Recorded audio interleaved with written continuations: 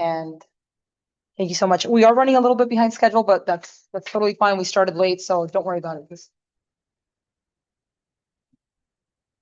Thank you.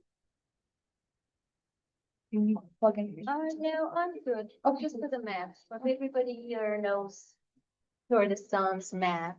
Everybody here knows the gap and the non-existent map that there once was. Although not maybe as a political entity necessarily, it was to some extent a political entity that would be raised later on. So for the partition, we're familiar. Interestingly, I wasn't expecting this, that we would both touch upon why we should consider Kurdistan as a colony and why it hasn't been recognized as colony, not only by the Western so-called experts or the colonial knowledge producers. There are experts in the West. Yes. And in the East. Well, don't reject expertise. And that's the last time I'll interrupt you. I'm sorry. Well, that would be good. So the idea here is, of course, there are. It's a matter of recognizing what Kurdish studies is today, because it's a developing field. It's an emerging field. It is something that is very neat for us all to be in this room. So of course, with the differences, and I would say we will touch upon similar frameworks and why the term colony wasn't acknowledged, why we should use it, how we should understand it, what are the different forms of colonization, where Kurdistan fits within this. I think these are very timely discussions and interventions into the field in that sense, because there are a lot of assumptions. As you said, there are vague definitions, there are vague references. Oh, Kurdistan is also a colony. And then you would hear someone else still use the Kurdish problem or Kurdish question or Kurdish conflict. So the same person who says, yes, of course, a colony, just like this other context, would then go back to these other vague notions and concepts that are reproducing actually the colonial logic and the colonial ideology. So we will, this was interesting. Again, I didn't know we were really like concerned about similar questions as our entry questions to the field. And I really have cared more and more about these questions. And these are questions that I've published most recently on. I know in your wonderful, generous introduction, I was more concerned, yes, about memories and lived experiences, the Kurdish experience and gender, and gendered forms of colonization, the intersections between colonization, and at the same time, of course, sexism, heteropatriarchy, these other forms of domination that has oppressed and exploited our peoples. Most recently, as I engaged with different political circles, I've become very interested in defining what kind of a colony Kurdistan is and why it is not defined as such, and why even movement adjacent, why even those people who use decolonizing frameworks or use decolonizing kind of vaguely, once again, are not consistent with this term, and what kinds of concepts are used and how and why they're problematic and they're reproducing the colonial logic in. And this I care about in two senses. I mean, I care about knowledge production, for sure. Simultaneously, I care about material decolonization of our lands and peoples and how that will take place, and what are the different imaginaries around this. And again, it's politically contentious field as well. As you said, you started, right, like the previous presentation started with why Marxism isn't useful in some ways. So in my case, I will maybe like to balance that a little bit, will focus on the political economy of Kurdistan's colonization, which will a little bit reveal, because we use these terms, right? Like Kurdistan was divided into four by four nation states, but that was enabled by the colonial powers in the region, being Britain and France at the time. Of course, it dates back to this, so I'll address that historical question a little bit too. Where can we date back Kurdistan's colonization? When did this start and by whom? So I started in the past couple of years asking very basic questions. I was like, okay, we're kind of explaining like death politics and necropolitics and like body politics and everything that's happening to our peoples, the genocidal violence, memories of that genocidal violence, and how we turn those memories into social movements, how we insist on freedom dreams were and continue to be concerns. But I think some frameworks need to be in place as we can build upon these other things in relationship to it, or when we're engaging in political spaces, which again, I think everything is political. Whatever framework you come up with is political. If you say, I'm not taking this because it's too political, that is a very political stance. So when you engage with these spaces, contexts that are doing the movement work to decolonize our regions, we need to be attentive to the concepts we use to avoid the reproduction of colonization of Kurdistan. So I'm going to warn against some concepts. First, I mean, of course, there's first the area studies and conflict studies, conflict and security studies that looked into the region. And when they look into the region is a problem. So we have questions of the Kurdish question, the Kurdish conflict. And in some of these studies, it's very situated and also, I think, more broadly, the area studies, and it is consideration, it is discussion, it's discursive framework around the region of the Middle East, or maybe, to use a better term, Southwest Asia and North Africa, that whole region. We know that conflict and area studies, security studies have not only looked at the region at best as intelligible and in the terms of frameworks of modernization theory as backwards, as in need of modernizing, just like the rest of the Middle East. So there are a lot of similarities here. It is, when we, of course, understand the 4 nation states that colonize, again, the Kurdish entity, we should not forget that that's situated in a broader imaginary of colonization that is not different. Yes, the agents, the direct agents are different, but the enablers of this framework more broadly are quite the same. So in that sense, there's quite the resemblance between how experts in these previous eras referred to the region as a very explicitly, conspicuously, in ways to govern and to divide and rule according to their own interests. So that was an imaginary that still continues. And strangely, even political movements, organizations here give sometimes credit to these types of security conflict studies scholars. And I say, though, despite that, there was a shift in academia. 1960s, 70s opened up spaces. We entered academia, right? So we entered academia from 4 different parts of Kurdistan. And of course, there were other scholars. I'm not just saying only Kurds did this. There were scholars with freedom, imaginations, decolonizing academia perspectives that entered the study of Kurdistan. But my upset recently has been that even these scholarship is influenced by 2 discursive tendencies. The first is that of false objectivity and this conundrum of innocence that goes along with this false objectivity, which I'll try to explain. And the second is exceptionalizing Kurdistan, an overemphasis of its uniqueness at the expense of connections to the region, to other colonial contexts, to Kurdish movements, and between the Kurdish movements and other anti-colonial movements in the region.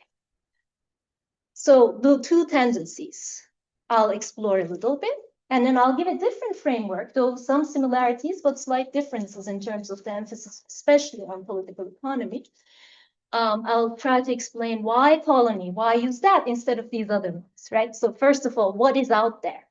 And this is literally like I gathered from, again, like 2 years ago, there was 2-3 years ago, the move to decolonize Kurdish studies. So it was up until then what was dominant in terms of the frameworks, the concepts that were used.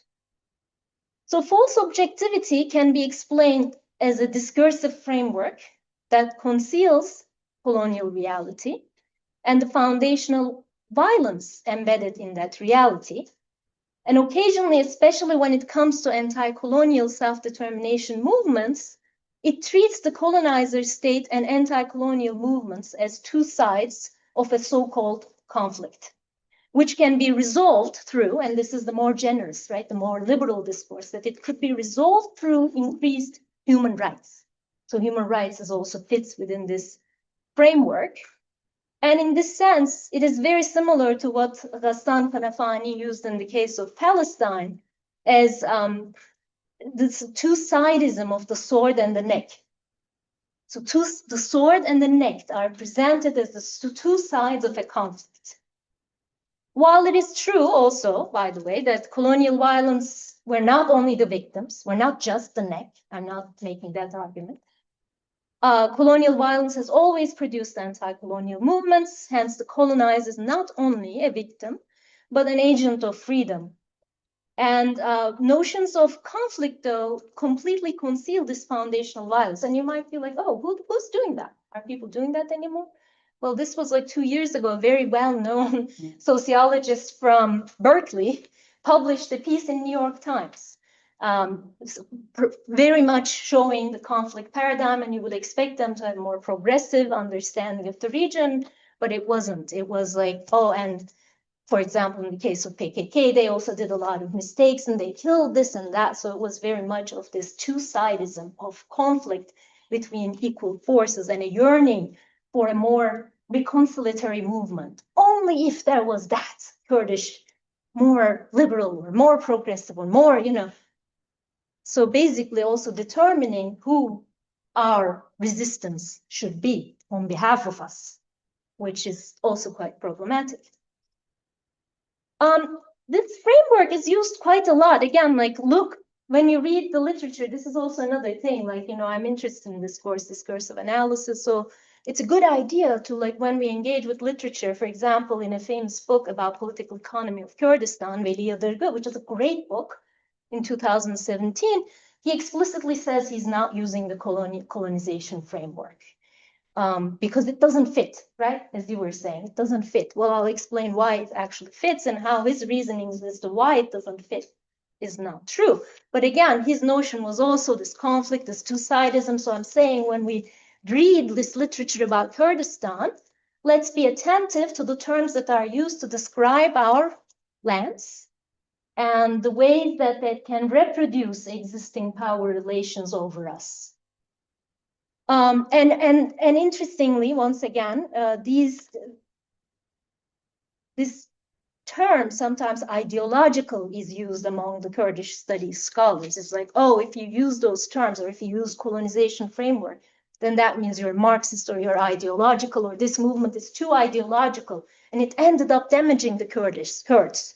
This is another very well-known trope in this. But again, what is not ideological? That to me is very interesting. It's like, okay, so what kind of ideology? And I'm presenting an ideology, you're presenting an ideology. It's a framework, it's a conceptualization. You normalize nation states, you say these are the ways to go, and I say, well, this is repressive, and these are the ways to explore this issue. So both are equal ideological.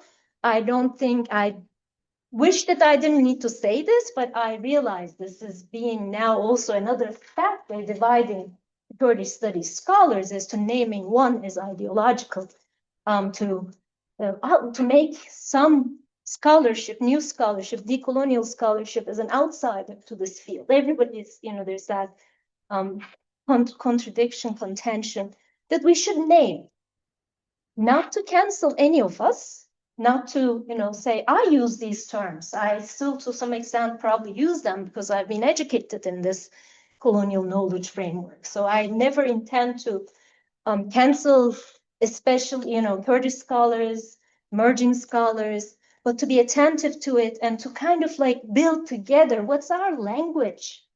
How are we going to refer to our reality? What are our freedom dreams? In the words of Robin D.G. Kelley, I care about that. So again, this false objectivity, human rights framework, and it continues with this conundrum of innocence, that the victim, you also, there's this notion, like both, there's two-sidism. and that there as if the colonizer violence and the anti-colonial resistance is equally violent. That's, strange. But then the second strange thing happens on top of that is you say that you need to prove this continuous victimhood. You're not a victim enough if you've done this and that.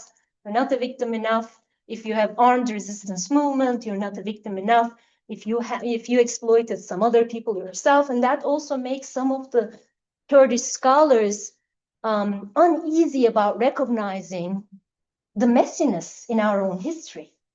We need to recognize it. We don't need to be perfect victims to claim decolonization. So I say that I'm a Kurdish woman. I'm not only a Kurdish woman, I'm a Kurdish Alevi woman, and I grew up in a town that still had Armenians. Because, there's less of the genocide that impacted there because of the religious minority situation. But in short, this, and it has different dimensions. I really like this conundrum of innocence, but, I'm not going to extend it too much, but it has various different, it flowers into various different things that is nice to be attentive to. We don't need to be perfect victims, but that is imposed and we get defensive. And when we get defensive, we don't see the complexities most of the time. So complexity is important to understand the case. Again, the second set is to exceptionalize Kurdistan, overstating. This is the second discursive framework, is to overstate, to exceptionalize its uniqueness while overlooking its broader, its ties to broader colonial histories. Although Kurdistan has distinct features, such as interstate fragmentation, the involvement of multiple colonial and imperial powers, at the global and regional levels, this is something I really care about to understand it in this layered form, because it's not just the 4 colonizer states that have colonized Kurdistan. It is the enablers, it is the map makers of British and French empires that drew the borders of the Middle East according to their interests. Then it is the US involvement in that, as we saw in the case of KRG, this limited recognition, even when you are the one for them to cooperate with on the field, which makes you then the target of the Arab left because you are colliding with imperialists. At the same time, it doesn't even get you much, right? It doesn't even get you a statehood. It's always limited. So then that's very important to understand its layered futures. Like I wish I could say, right? It's clean, it's just the 4 of them. And then the West is our ally. I'm not saying because I'm a leftist, I have no denial. But I'm not saying it only because of that. I'm saying it to understand the layered colonization of our lands. We need to understand it historically, theoretically, and what's happening in the contemporary world and what kinds of tactics are being played over us. And things that seem pragmatic or in benefit of Kurdistan, what would they do in the long term in terms of the peace, in terms of reconciliation in our own lands with other indigenous populations? So these are some of the things I'm concerned about. So again, it has unique features such as that, because in most cases, the colonial and imperial forces are on the same side, like in the case of Israel and the US over Palestine, they're the same side. In the case of Kurdistan, well, US is really on the side of Turkey. There's a NATO ally, long historical relationships, military alliances, the Israel and Turkish alliances over, the colonized people of all lands. But there are crumbs. Because we want to survive, we need to hold on to those at times. And so it makes the situation very contradictory. But I'm very interested again, how imperialism, colonialism, racial capitalism intersect and contradict at times. So most of the time they intersect, but then there are times they contradict. And then the contradictions, interestingly, have enabled the survival of these systems of oppression. So I'm curious to explore more of those questions. I'm laying out also some questions here. So again, the reasons Kurdistan is exceptionalized, because of its minoritization, as you were explaining earlier very clearly, through the subsumption of Kurdistan by 4 nation states that are not Western. That's right. Like, so in order to colonize, you need to be Western. I also don't believe in that, but I am very much interested in seeing how that non-Western Western powers collide to super colonize places, in the words of Claudia Jones, the super exploitation framework. And this leads at best to this notion of internal colony, which you probably have seen in Kurdish studies. Some people like, oh, to make it manageable or understandable, we use the concept of internal colony. But internal colony, really, what does internal mean? Internal to who? Internal to the nation states. So you make, and that concept is useful in some cases, like to refer to the situation of Black Americans here in the US, because they were grabbed from their indigenous lands and brought here and spread across the US. The concept was originally referred to that because they are not indigenous to the lands, right? So they become an internal colony to the capitalist forces, that the nation state that brought them to this land as slaves. But in the case of Kurdistan, when you say internal colony, you are reproducing the borders that divided Kurdistan under 4 different colonized indigenous peoples, and which separated us, which, you know, we're now, I mean, this is one wonderful thing that I'm really happy and moved about, is like through here, we're meeting, right, each other. It's from Rojalat and Rojava and Bakur, and so Bashur, we get together. And that is like times that we realize we don't even know each other's realities as well as we think we do because of those normalizations. So let's resist.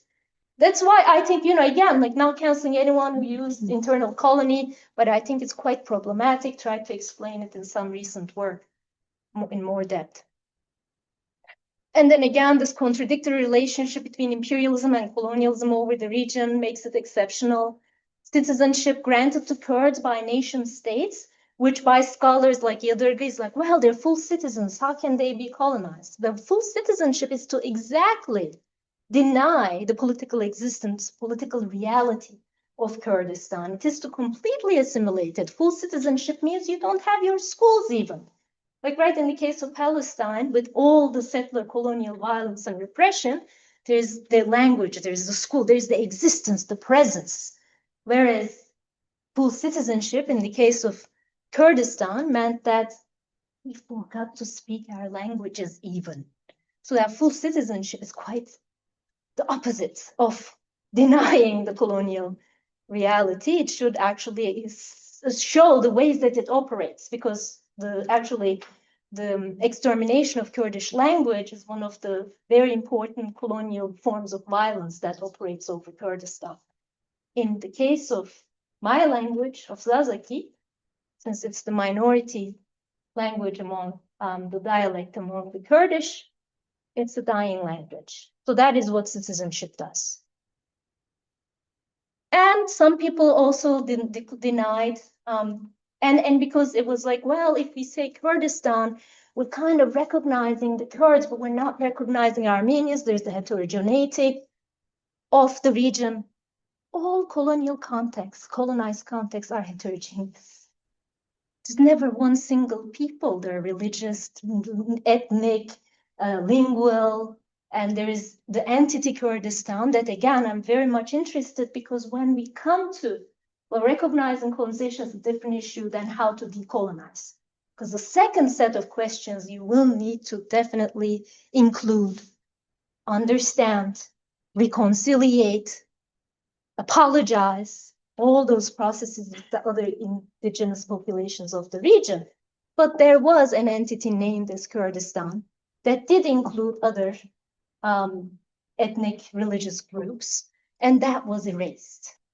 And that, with colonial violence, that was erased through colonial violence, genocidal violence, and erased through some forms of settlement, though it's not settler colony, and erased through the denial of political entity, and finally exploited through resource extraction And that is my colonial framework. So I spent a lot of time, I wasn't thinking of spending so much time on this, but I'm going to just briefly say, again, these questions: when, how, and by whom Kurdistan was colonized, where does Kurdistan fit within, I have a different typology of colonization, which is the settler colonial versus extractive colonialism. There's some resemblances to what was presented before. And I'm saying, you know, I'll just briefly touch upon these questions, and then the Q&A, we can explore some more. And then I'm also interested in these questions of how is this unique colonial experience. So it is unique, not denying the uniqueness. I am more interested in avoiding the twin pitfalls of homogenizing colonialism, to say as if all the experiences of colonized people are the same. So we should avoid that. And exceptionalizing individual cases, because exceptionalizing really plays to the rule and divide of the larger colonial imperial entities. So my idea here is to recognize each case's uniqueness, to reveal specific colonial strategies, while acknowledging shared structures of oppression that allows for relational collective theories and practices of decolonization that resist the divide and rule tactics of the imperial forces. And so when, how, by whom, I agree that the Kurdish autonomy, the assaults on Kurdish autonomy started earlier on in Ottoman and Safavid empires during that centralization period, though most scholars previously focused on the nation state period, which again, it made some things more stark. It started earlier on, so that included massacres and exiles of notable families during Ottoman and Safavid empires. And then from earlier on, that was always, and this is a very important point to me, because why the Western powers? Why are they involved? What's their stake in this game? It's not just political. So I'm interested in, again, this resource extraction from the Middle East, and then resource extraction from Kurdistan that becomes a layered resource extraction. The cheapest labor, right? The Kurdish laborer becomes the super exploited labor force in Turkey that works for the multinational construction companies in Istanbul.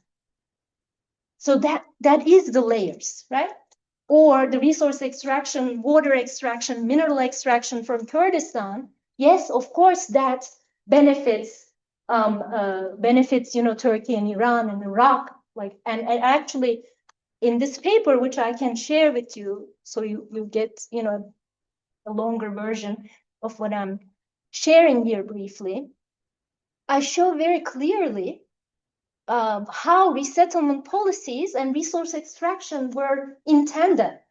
So basically, the Kurds were removed from areas that were oil rich, removed from areas that were very important for agricultural production, minerals.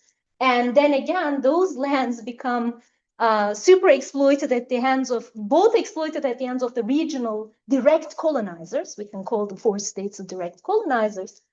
And then imperial, global capitalism, we gotta link it, the linkages of global capitalism, and see how those resources were then used in electricity production, in, minerals are used as raw materials for cheap capitalist production in the West for the Western companies. I mean, this is again, like sometimes it's theoretical. Yes, read the paper, you'll see there's some theory, but some of it is so personal. And I'll maybe just end with that, and then define it more clearly where Kurdistan fits in terms of settler colonial and resource extraction colonialism. So how is this personal? So my hometown, Dersim, had this huge dam construction, hydroelectric power plant construction. Okay? And so, of course, when I interviewed people there, I wrote an article about how people don't see this only as resource extraction. They blame the states. That I still care very much about that, because people see it as a continuation of colonial violence. They don't use the term colony, but they state violence. State is big on their, terms, especially the politically leftist groups. This is a form of state violence. When Marxist groups, like it's a form of state violence. I'm like, you're a Marxist. You're not paying attention to resource extraction at all. No, it's so there's definitely political elements to this violence. Even forms that seem as resource extraction, like dam building, hydroelectric power production plant buildings, have political elements because they are to displace our people from their lands. They are to, of course, for the direct colonizers to make profits out of Kurdistan. For example, about 70% of Turkey's electricity comes from Bakur, northern Kurdistan, right? So that's something. So there's that resource extraction element that's missed, but that is why it's layered, because there's always the layering of genocidal violence, political denial, like the Iranian state from Safavid Empire on displaced people so that there's no continuity. The homogeneity is broken. In Syria, in Rojava, we see, for example, the Haseki region, even poor Egyptian peasants were placed there just to break the Kurdish continuity, the imaginary of Kurdistan. Simultaneously, it is to exploit, to extract resources even more, even cheaper, because then you have, semi-colonial position states. Then those have colonies of their own. What does that mean in terms of global capitalism? Is you have layered exploitation, layered resource extraction that gives you the cheapest of the cheap. In Claudia Jones's terms, for example, Kurdish labor becomes a super exploited labor force. And in Nahla Abdo's sense, that Kurdish regions are not only de-developed, like the development literature shows, but they are not only underdeveloped, they're not even de-developed, they were devastated, right? In the 1990s, you mentioned the evacuation of the villages. The numbers of just the animals, husbandry, land, crops that were explicitly burned, killed.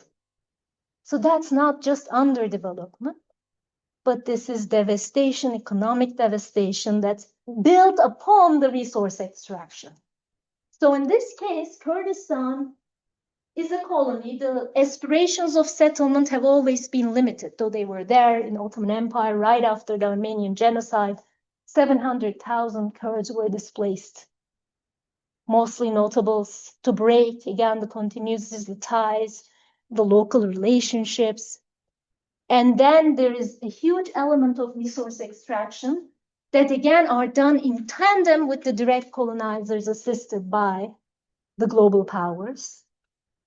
And that combination leads to extreme devastation, genocidal violence, annihilation of language and peoples and lands over our people.